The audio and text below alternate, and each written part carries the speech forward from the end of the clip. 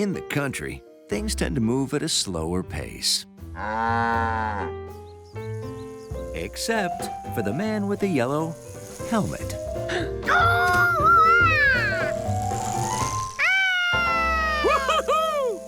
He was training for a triathlon race on Saturday, and George was helping. How'd I do, George? What? The guys are still fixing the roof. Roof repair was a country thing that happened slowly. The hole is bigger than we thought. A lot of water got in. Wow, that's a hole, all right. We have to patch the hole, then fix the ceilings in the bedrooms.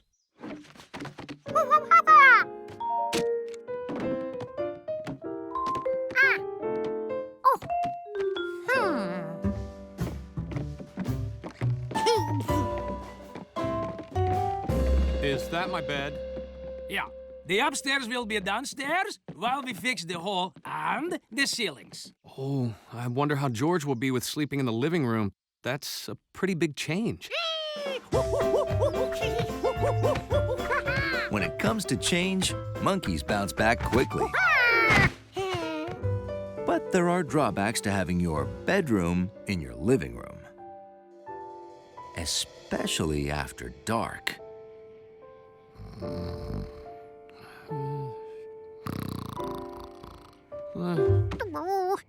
In the dark, everything looked and sounded different. It made it hard for a monkey to sleep.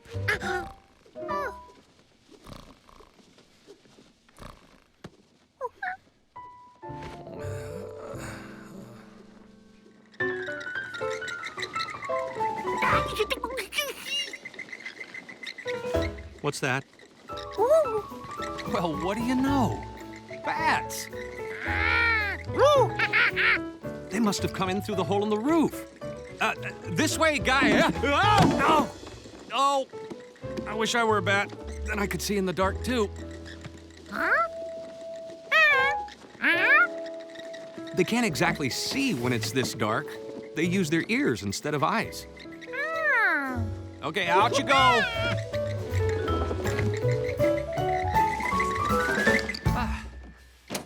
That was exciting. You want a glass of milk to help us sleep?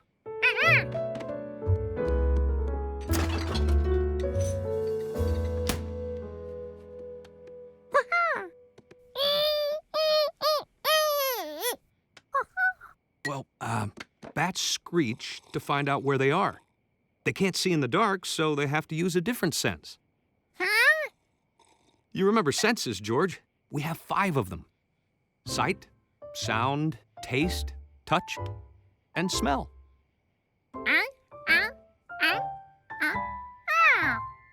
Right. Bats use their sense of sound to hear where they're going. See, their voices bounce off things, so they know where stuff is, even if they can't see it. You think you can sleep now, George?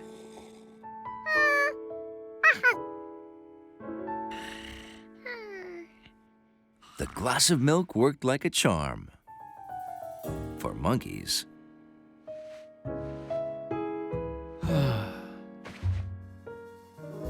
The next day, the man looked really tired at his triathlon training. Time me, George.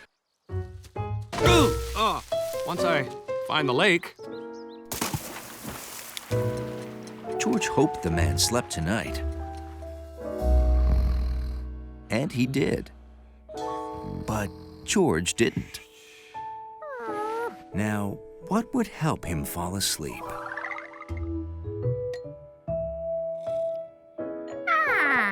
Milk. That's what George needed.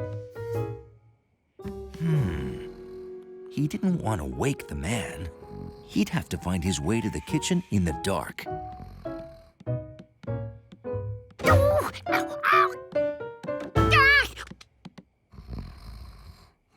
Opening day of the museum's aviation show.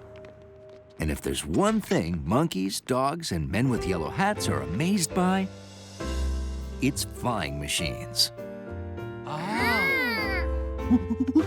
George? Oh, boy.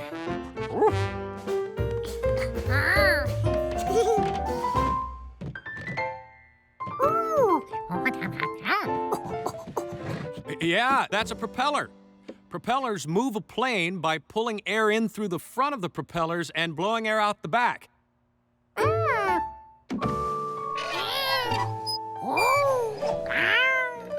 No, George, that's not how you use it.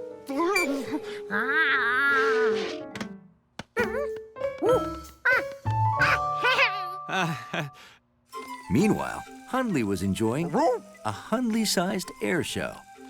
My great-grandfather flew a balloon from Florence to Paris. Aviators from every country went to Paris to race flying machines, like all of these. Oh, it would have been great to see that. See it? Hundley wished he could have flown in it. Flying looked almost as exciting as being a lobby dog. Nice souvenir. Have fun? It sure is hot in here. The air conditioner stopped. Now that Hundley's back, I can leave my post to fix it. Mind helping out? No problem. George, you want to stay here and help Hundley watch the lobby?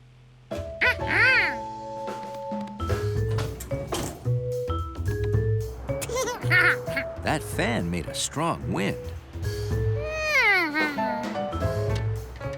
George wanted to see how fast the plane would fly using rubber band power plus the wind from the fan.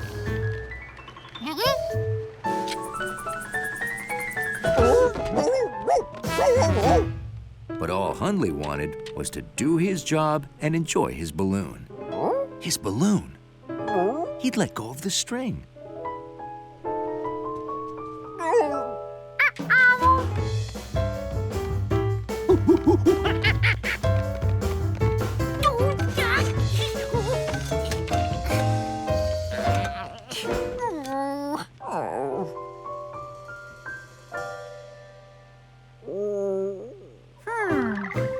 George had an idea only a monkey could think of. And he knew just where the man kept his fishing pole. Meanwhile, the hot room turned Hundley's worries into a dream. Famous British aviator Lieutenant Doxy flew to Paris for the 1909 International Air Show and Race. Sir! Yes, sir! Descending, sir!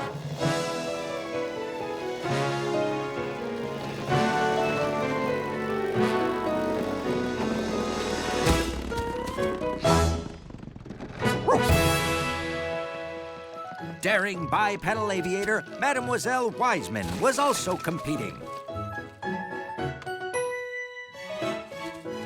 Oh, good to see you again, Doxy. Loser buys winner dinner, like last spring in Vienna. Oh,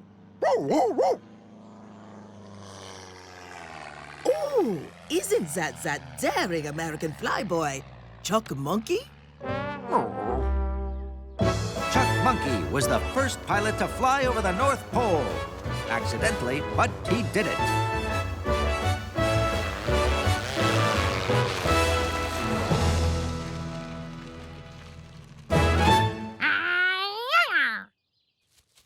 Doxy worried Chuck could win this race. He'd heard it was hard to beat a monkey with a rubber band.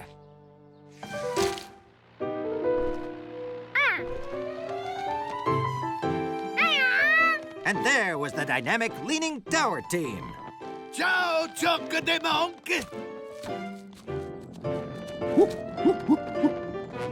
And who was this new competitor?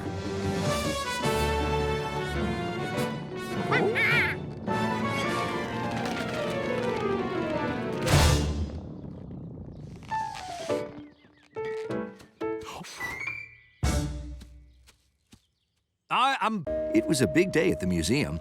A newly discovered dinosaur skeleton was going to be unveiled to the world. At 5 o'clock, these seats will be filled with the world's foremost scientists and dinosaur experts. Your new dinosaur skeleton is going to make you famous. No, the unveiling will be a huge embarrassment. I'm missing a bone. As far as George could see, Professor Wiseman wasn't missing any bones. But the skeleton was. Exactly. I promised them the oldest complete ankylosaurus, but I'm one bone short of a dinosaur. Wasn't that one of the 4 bones we brought to you last week? It should have been, but there were only 3 bones in this box. 1, 2, 3, and no 4.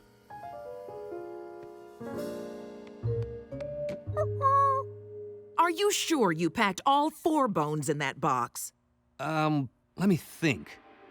I remember the box was so full it wouldn't close tightly, and that Mr. Quint was visiting for the Fall Fish Fest. Say, squid! But I can't say for sure I had 4 bones in the box. Good idea, George. Mr. Quint may remember if I packed them all. Ahoy! I'm not home to take your call. Must be out to sea. Leave a message at the sound of the foghorn. He's not home.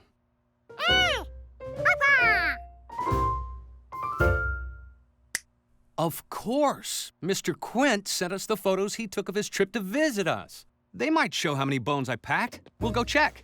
Hurry! The skeleton must be unveiled at 5 o'clock.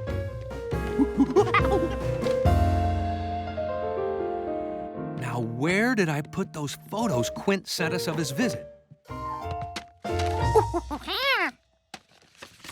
Are you sure those are the ones Mr. Quint took?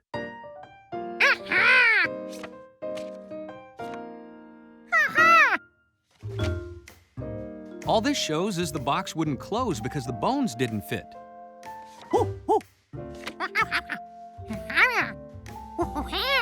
The box was closed tightly when we reached the museum. That means there's less inside. Now, where did we lose a bone between here and the museum? Well, to find a lost thing, you should retrace the exact path you took when you lost it. I can't remember the exact path we took. Can you? I remember we made that delivery, but with all the sightseeing we did with Mr. Quint, well, it was really a hectic day. George went through the photos Mr. Quint had taken of his trip to the city. He pulled out the ones he took while he delivered the box.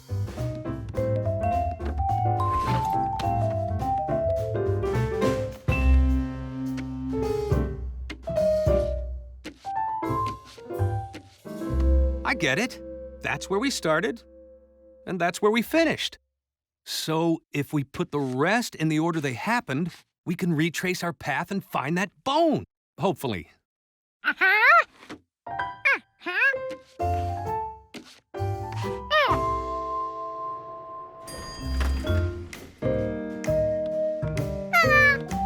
Come on, George. No time to play with Hunley.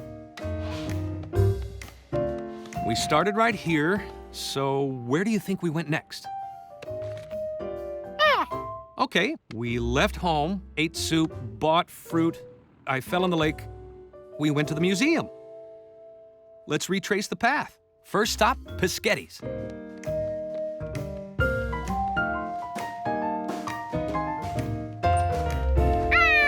Hey, Giorgio, I got a table for you guys right here. Oh, we're not here to eat. We're looking for a dinosaur bone and hoped you could help us.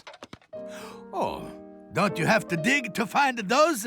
Oh, they got experts who do that. Me, I'm just a chef. No, we're looking for one we lost. Remember we were here last week and I had a big box? Ah! No.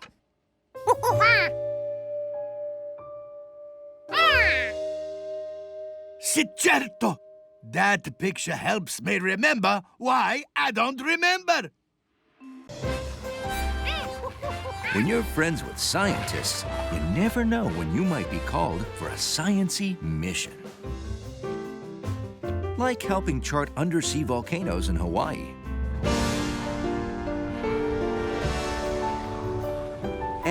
studying the habits of tropical fish. Now, George had some time to relax. George, can you come out and play?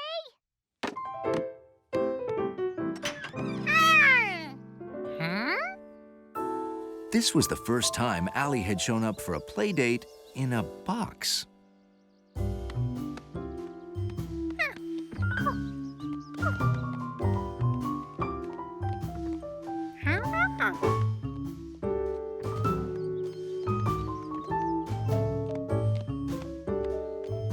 Hi, George. Hi. But if Allie was out here, who or what was in there? What's in the box? Oh, where'd it come from? Is it for you? Can we open it? These were all questions that George had too. Fortunately, he knew someone who knew all the answers. Where'd that box come from? It was here when I got here. No address? No return address? Maybe it fell out of a truck. There's one sure way to find out. No, George, wait. I didn't mean we should open it. We don't know who it's from or if it's for us. Allie's right. It might have fallen off a delivery truck. You know what? I'll call the delivery company in town and see if they know anything about it.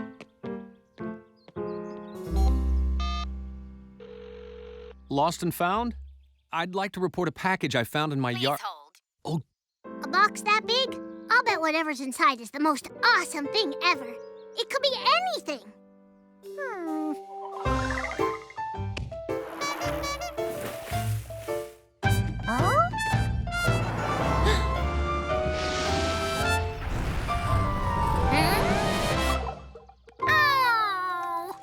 Hi, George, Allie. What's in the box? We don't know. A mystery, huh? Yeah, we aren't allowed to open it or move it. All we know is that what's inside is this tall and this wide. Hey! My goat is this tall. Maybe it's a goat. A goat? Why would anyone mail a goat? Mailing an elephant will be too expensive. They weigh a ton.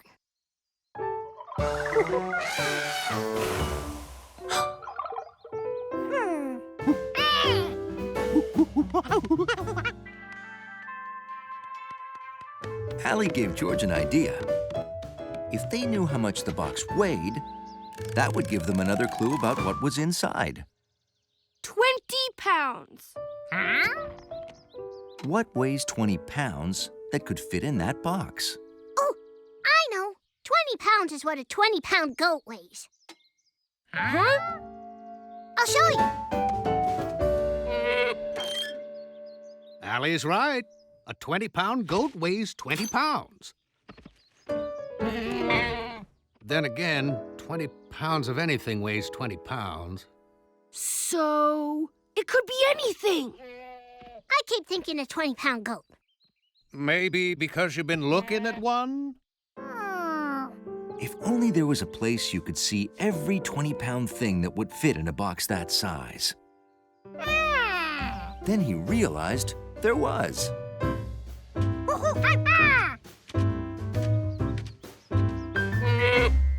It was called a store. First, they needed an empty box the same size as the one at home. Good thinking. This way we'll know if a 20-pound thing is too big or too small to fit in the box.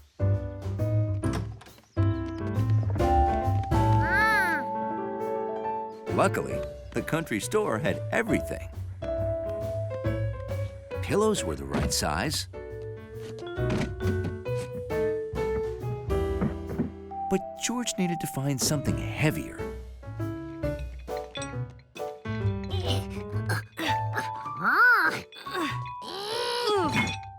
Weights could fit too. Definitely more than 20 pounds.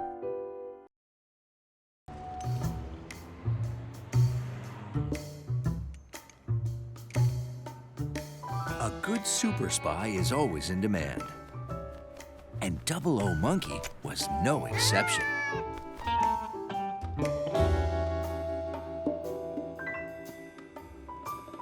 Betsy had asked Double O Monkey to keep an eye on Steve. He disappears every day and won't tell me where he's going. And Steve never keeps secrets, so this one must be big. I tried following him myself, but he always catches me. Guess I'm not as good a super spy as you.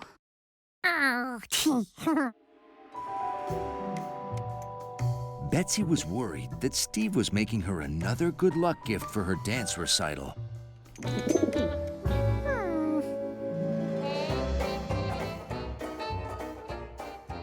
At the last recital, Steve baked Betsy a cake.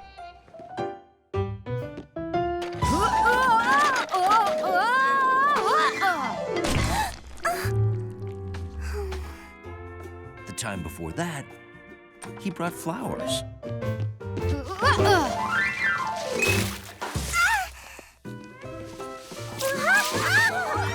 Steve's good luck gifts had a way of going bad.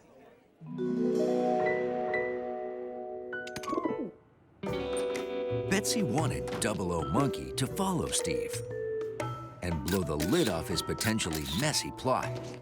Because whatever Steve was cooking up, she wanted to be prepared.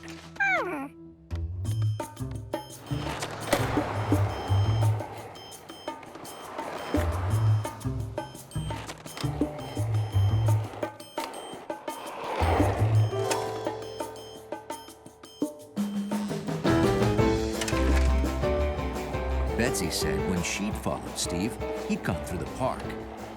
Double O Monkey was on his tail.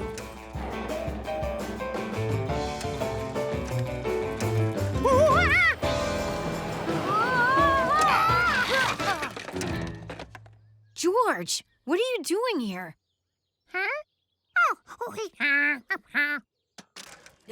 Well, cool. Gotta run. George wanted to keep Steve in his sights. But if George could see Steve, Steve might see George again. And then he remembered. When Double O Doggy needed to follow someone without being seen, he used a tracking device that made a sound only he could hear. George didn't have anything only monkeys could hear.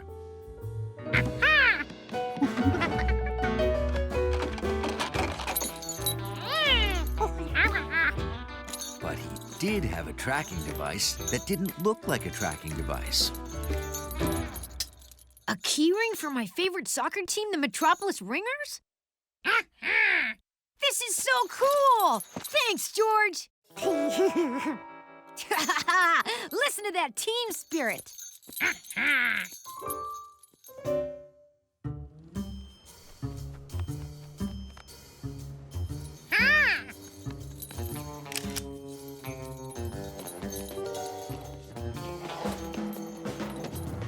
Now, Double O Monkey had two ways to stay on the trail. Sight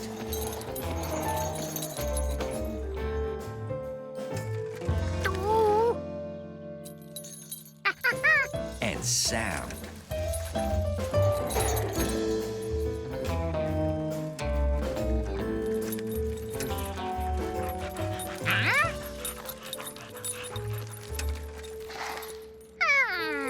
But cities are noisy places.